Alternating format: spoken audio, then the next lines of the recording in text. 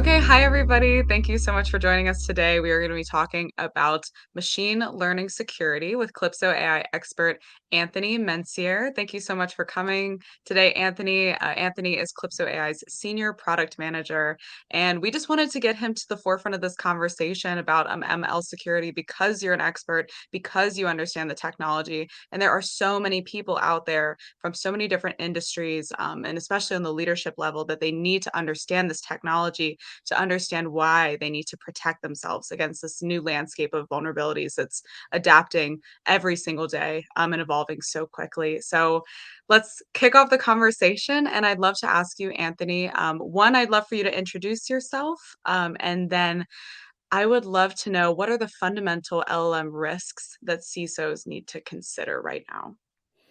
Yeah, well, thank you, V. I'm, as you said, the senior product manager at CalypsoAI. I've been in a couple of product management role before, mainly actually on NLP technologies. So I was on the side of model productions, especially for government and intelligence agencies. So I would say high stake, high risk type of models that needs to be accurate for government people to make decision. So I'm quite accustomed to the NLP technology. Funny thing is, I was doing that mainly. So my NLP experience predates transformer technologies that kind of happened to be created in 2017 with the paper "Attention is all you need." So I was doing that pre-transformer, and we saw a massive, I would say, jump in, I would say, state-of-the-art results with transformer technology in 2017, and now it's even, I would say, order of magnitude better. And before that, I was an intelligence analyst, so I know quite well how important it is to have the right information and secure the information at the right time. So to your question, what are the fundamental risks that LLM basically expose organization to? Well, you will have, I would say, 2 or 3 categories of risks. You have risks that are pertaining to the input in the LLM. So anything which is user prompt, the data that basically the users are inserting in their prompt, because LLM react to what you say and what you type. So that's the input. And then you will have risks regarding the output. What does the LLM say? Is it correct? Is it factually correct? Is it correct from sort of company standpoint? Meaning it's not, I would say, negative, or it's not against company policy? And is it the only answer possible? Do you need to have other LLMs that will give you another answer? So is it the right answer for what you have asked, basically? So you have, I would say, anything which is pertaining to prompt and I would say, compliance with company policies. You will have a massive risk, which is data exposure or data leakage. So basically users that are basically not knowingly basically inputting data that is proprietary to the company, or having some intellectual property being used in prompt. And you will have also the risk of misinformation and potential malware intrusion also. So input protection, output protection, and don't forget that LLMs at the end of the day are a software. And as a software, they are also, I would say, exposed to cyber risks such as intrusion, evasion, anything which is pertaining to the realm of machine learning attack will end up also targeting LLMs. At the moment, this is not really the case because it's quite an advanced technology and it's quite new.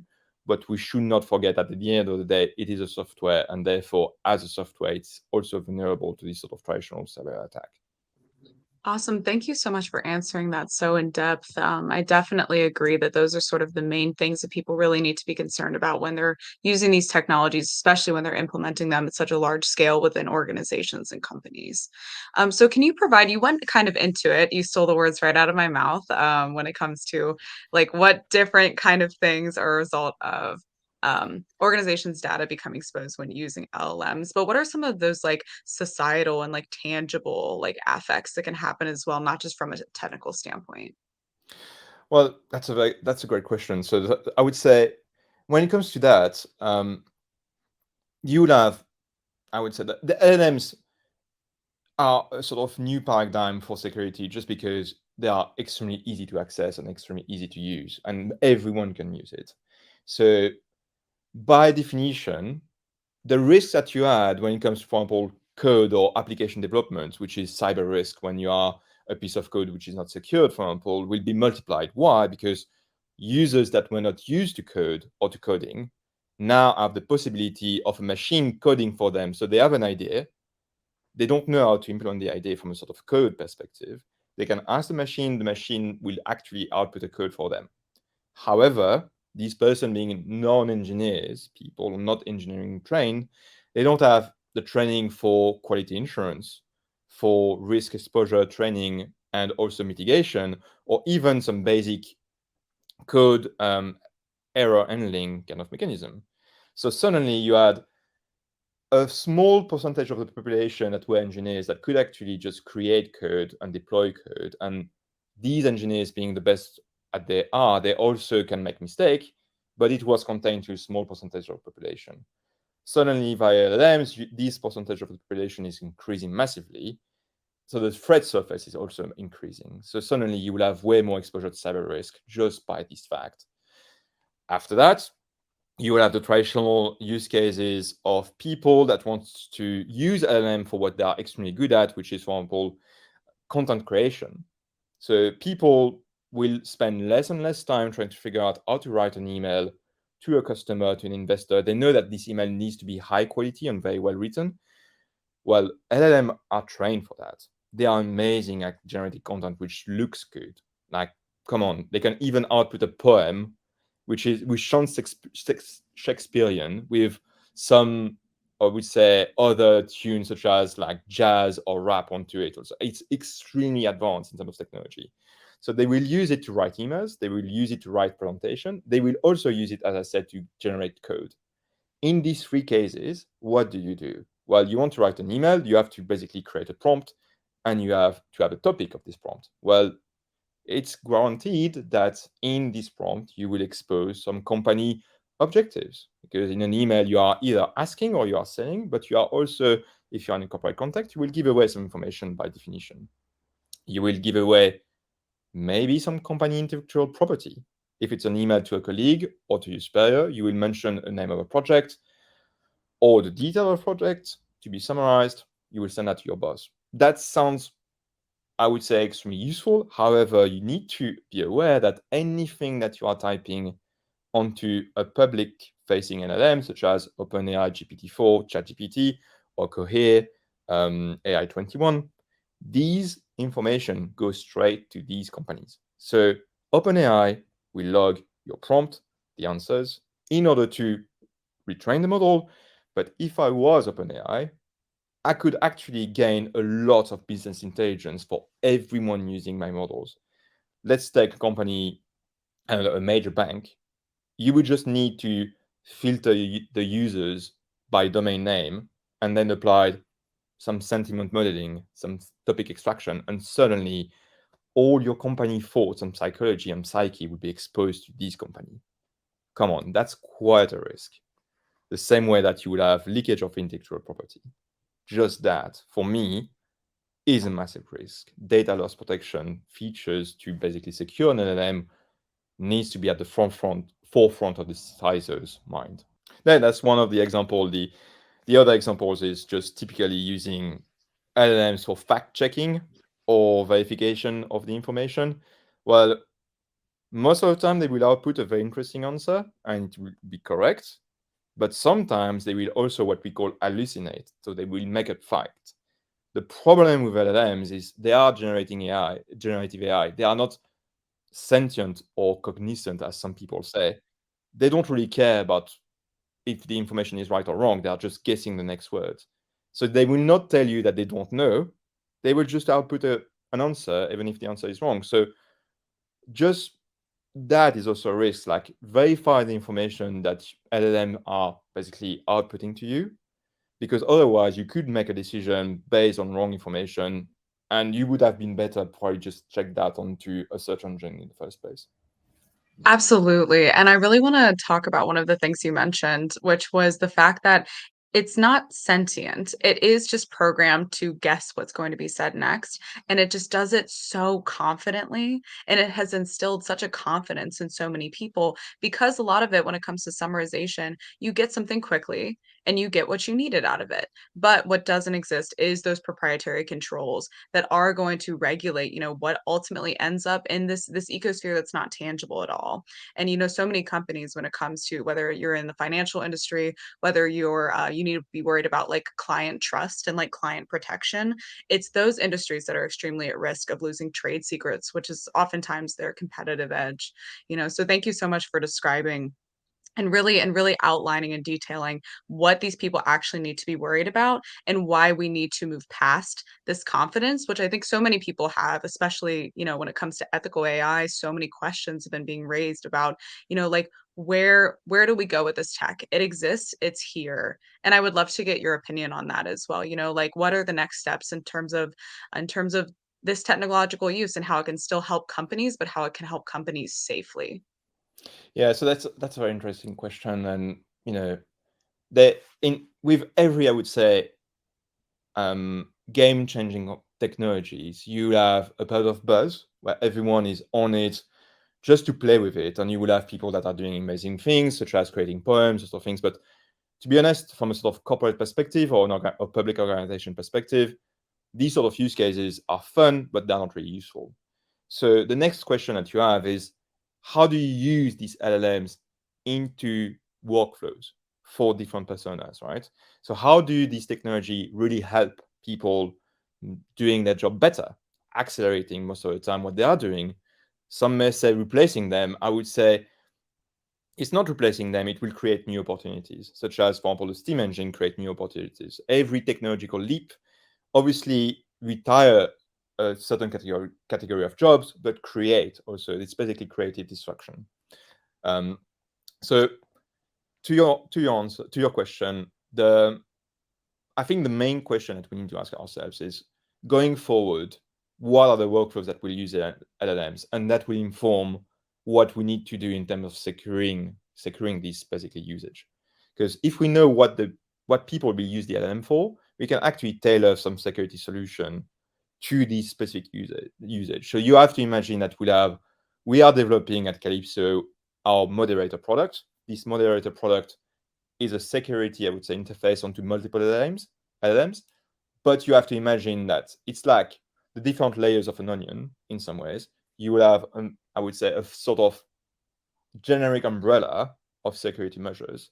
And then per use cases, you will have extremely targeted, specialized, I would say, moderation measures or loss protection measures or fact-checking measures per use cases, per industry. And that's how you should secure it, because a one-size-fits-all is good for now, but the more you will refine this technology, the more that you will integrate it into workflows, the more you will need to fine-tune it. And that's where I think at Calypso we are good, is because we understand really quickly what our users want to do with it. Yeah, I couldn't agree more. When it comes especially to moderator, we've obviously both been on these projects where we are actively in place trying to create solutions and have created solutions to a lot of these problems. And I think one of the things that I always like harp on when I talk to people about, what we do here and what where we stand ethically in terms of our values is that we don't keep data. And that's the most important thing. We don't sell data. We are not going to use data for third party, like you were saying, ML iteration later on. Like, some of these big companies, they do have reputations of doing. And that's why, I think we need to like look at each other when it comes to ML security. And so sometimes not look up to what the solutions have already, the ideas that have already gone out and this like self-regulatory conversation of some of these large scale companies. It's really up to everybody on the ground floor to come together to be like, hey, this is not something that we're going to let get out of control, and this is how we're going to stop it without having to compromise efficiency in any way, shape, or form. We still do need that competitive edge, especially when it comes to different industries. So, you have anything to add on to that? Yeah, well, you are touching on one of the massive points. Like, as you say, the problem with LLMs right now, and that's partly because it's a very new technology, it needs to be regulated, it needs to be, I would say, including workflows. So when people really know what they are using this tech for, then you will be able to refine security measures and also policies on this. However, there's one key element that at the moment we need to be aware of is each of the LLM providers have a specific way to enforce their security measures. Each of these LLM providers have a definition of moderation, what is good and what is bad. So as a user, you are dependent on basically their definition of security. So it means that if you are using one LLM, you will not have the same guarantees using OpenAI ChatGPT or Cohere or Facebook Bard. The thing that we are to do at Calypso is to have basically one platform to secure them all.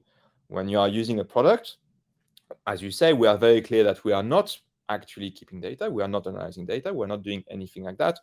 We are just providing a very clear security solution. You know exactly what type of moderation will apply to all the LLMs, not one, and you know exactly the type of technology that we are using in order to keep them in check. So it's kind of secured by definition. It's basically one security standard for many LLMs instead of being exposed to different, I would say, security definition. Yeah, I think that really opens the conversation even to a larger scale in terms of what these terms mean. When we say safety and security, what does that mean? What does that look like for you?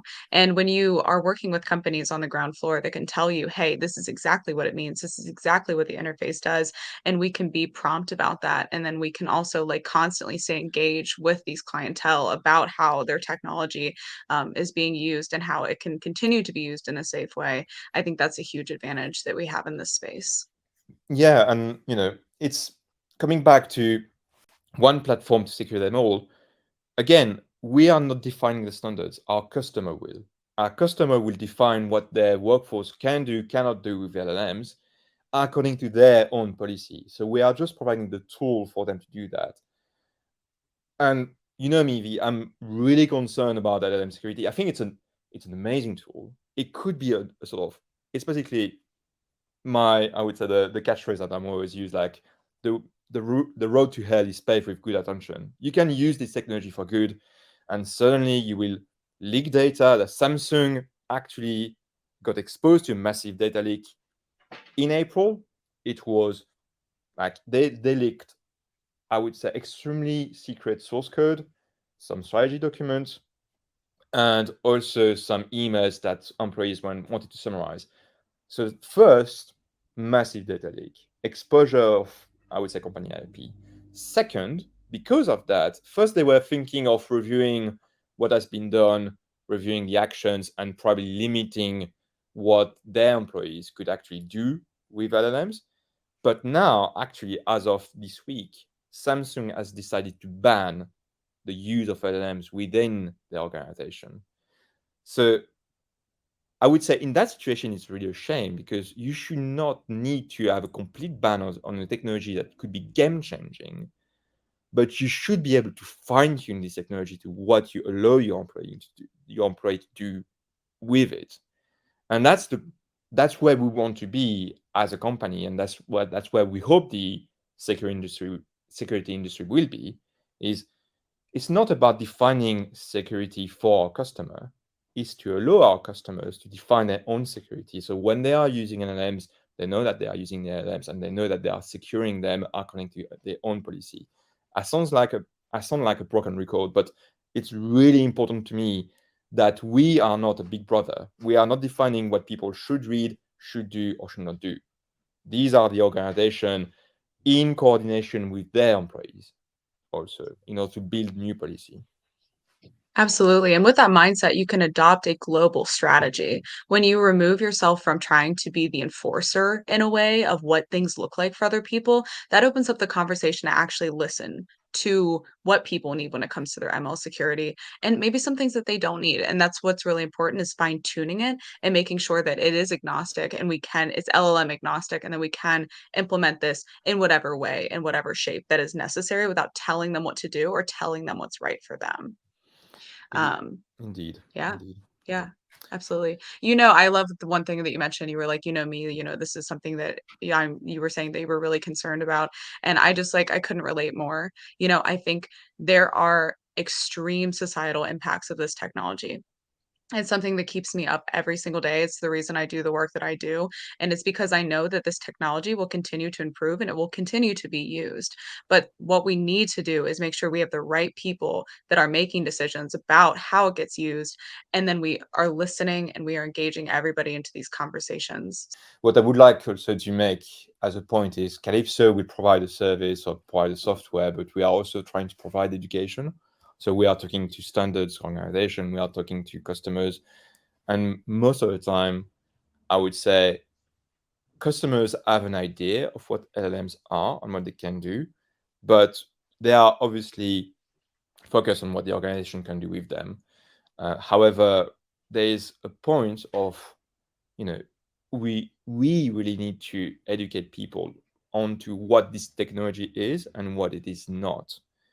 Such as we discussed, an LLM is not sentient, it's not cognitive, it just outputs the next words. Some may say that actually the LLM, if we are talking about GPT-4, can guess the next 700 words from the previous 700 words. So they are extremely complex. That's why they look so human in some ways.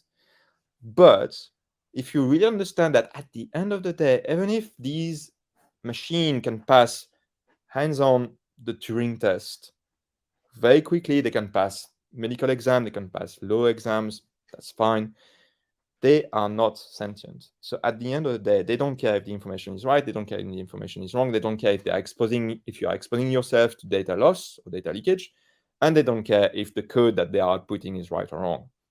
So when it comes to the use of LLM, you really need to understand the technology. What we are providing at Calypso is a software that will protect against some of these extremely basic mistakes that people can make using LLMs, such as, I mean, yeah, inputting a company email that I want to summarize, uh, inputting a company contract. We saw that also. People copy and pasting contract information with the name of customers, the address, the amount, the project, all the details in order to be summarized.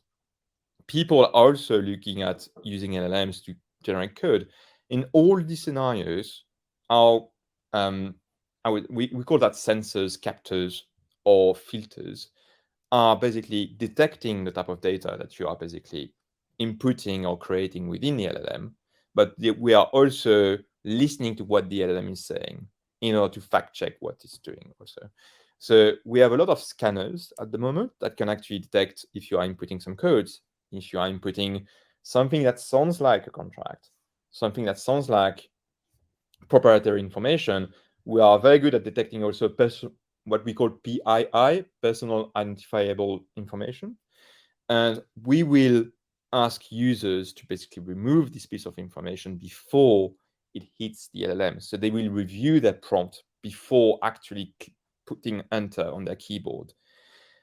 That way, we know that they can still go ahead with their objective of summarizing a document or creating an email, but all the sensitive data will be removed from the prompt. Therefore, they will be able to reinject that when they will create the final version of the email, but at least when it comes to the information being processed within the LLM, it will be safe.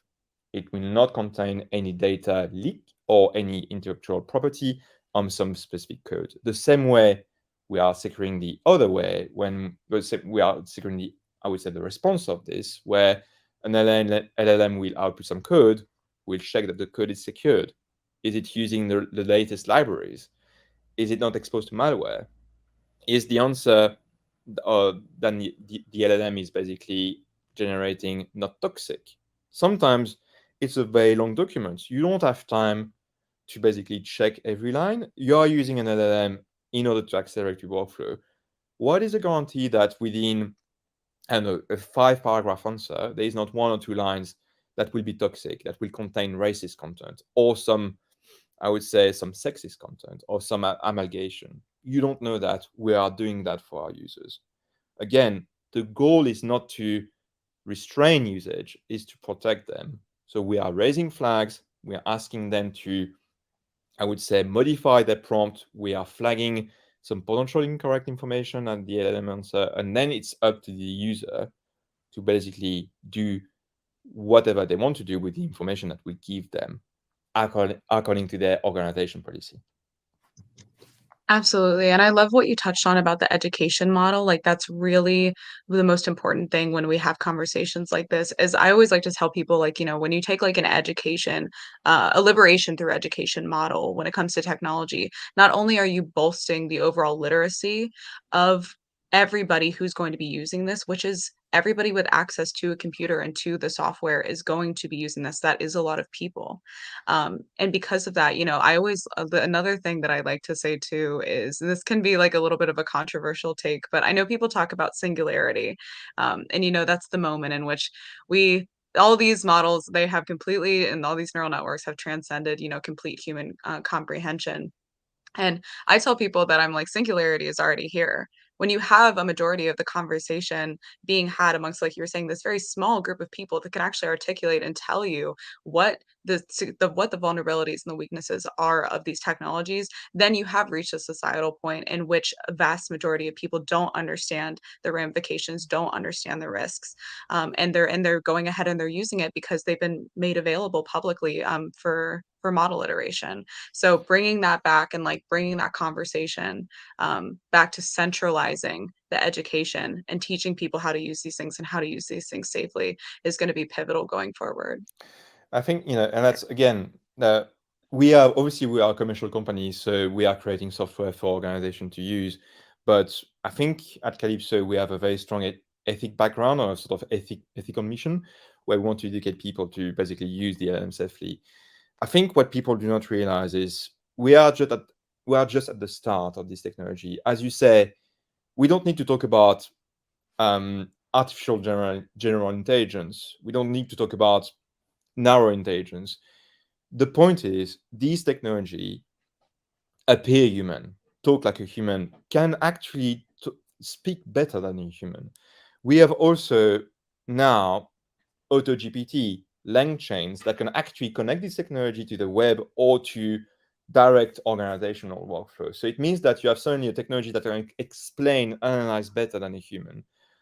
It might not be cognitive, it might not be sentient, but it is enough to confuse humans. And as you said, humans do not understand how LLMs make the decision. I think a few months ago, even OpenAI discovered that when they trained the LLM, they were not expecting the LLM, or they were not training the LLM to understand sentiment. They were expecting the LLM to output an answer. What they discovered is two things. When they first trained it, they discovered a set of neurons, and I'm putting neurons in brackets because it's not really real neurons, but a set of basically algorithm that train themselves into recognizing and detecting sentiment from a user prompt. Why? Because it was making the answer better. The machine did not really understand that they wanted to understand sentiment. It derived it because by reinforcement learning, by the fact that we have a human reinforcement loop, they derived that humans were favoring, or I would say marking a response or an answer higher when you had sentiment understanding. So they developed through loops of training sentiment understanding, the same way that bizarrely and more concerning, they developed an understanding of chemistry, the way to have actually output and input elements together or mix elements together, which is great for scientific papers on which they have been trained on. It's not such a good news when people can actually ask an LLM how to make a bomb from potassium. So, that these sort of things. By the way, you are muted. That's something I'd actually love to make a very, very selfless plug because I think it is important that we understand when people are putting inputs like that into a system, is that one of the things we've done at Calypso is we have like full visibility of an interface so that you can actually also see what goes into the prompts. So that's just I only bring up that up to say that if you have, for some very odd reason, someone within your company that is looking up the chemical components to weapons during their duty hours, you can see that with our You product. can see that. You can also like, we can block actually a prompt to go forward. We can actually authorize, but as you said, we have a full audit full audit of the prompt and the answer, you can refer it back also. So we are creating a sort of unique key for the combination of prompt and a response that people can audit or can include in documents. We have a roadmap that will also develop watermarking when you want to have AI content being watermarked to be sure that when you have a document, you can actually see what is the human written part, the AI written part, and you can actually refer it back. There's a lot of things that we are thinking about, and we are just scraping the surface of what we could do with LLM securely. Thank you so much for talking with me today, Anthony. It was so exciting to get a chance to pick your brain and to be able to put your brain out onto the internet for everybody else to engage with as well, and to continue our conversations about learning about machine learning security, what these vulnerabilities are, what the use cases are for LLMs for large scale companies, and how we can make that safer for everybody. So thank you all so much for coming, and for those of you guys watching on LinkedIn, selfless plug to subscribe and to get more content like this, and to stay up to date on ML security and what we're doing in that space. Thank you, V. Bye.